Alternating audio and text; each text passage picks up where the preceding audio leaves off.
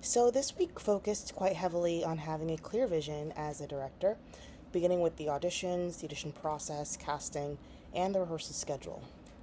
I've been in constant communication with my creative team as we review this past year and do look forward to this next year's performances.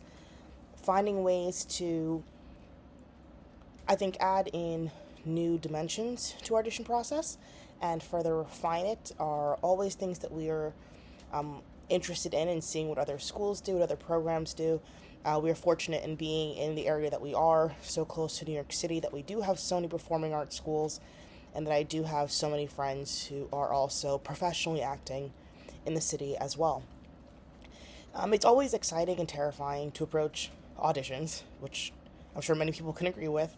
And we've been fortunate enough to so far have a formula that just works for us. Our school does have an acting class, so we do have students who approach the audition process in the mindset of a professional, which we also appreciate as educators, to see them taking what they are learning in class and then exhibiting and practicing what they have learned for us. And then those who maybe are not in the class but have just been in shows and seeing what they have learned and seeing the ways they have grown and the ways that they have had others help them grow as they approach auditions.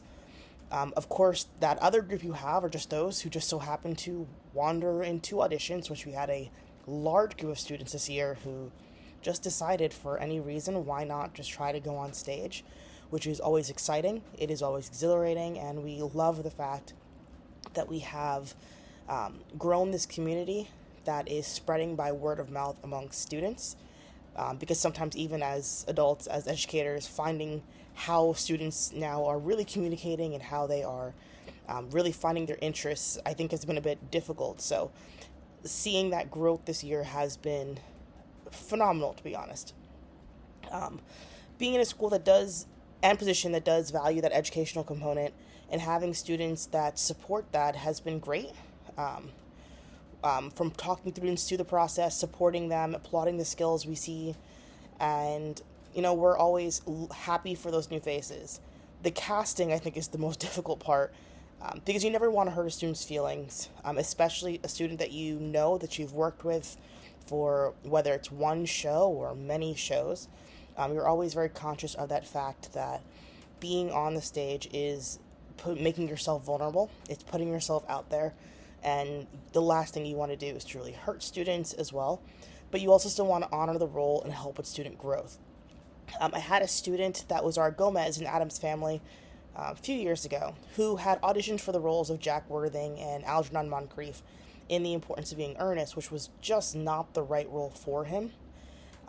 So he was later on casted as the Reverend. And although I know he was disappointed by the casting decision, by the end of the show, he had come to me saying that he understood why those were not the roles for him, and why this role was the better role for him, as it pushed him out of typecasting himself and helping him grow.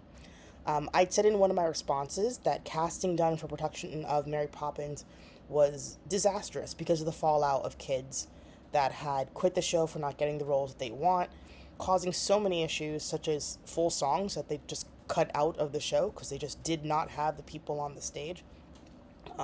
So I've been a bit fortunate to not have to handle that type of situation, but it does definitely show that trust in a director does go very well with that casting process and the success of a show itself. The other thing I always push with my students is the fact that there are no small roles on the stage.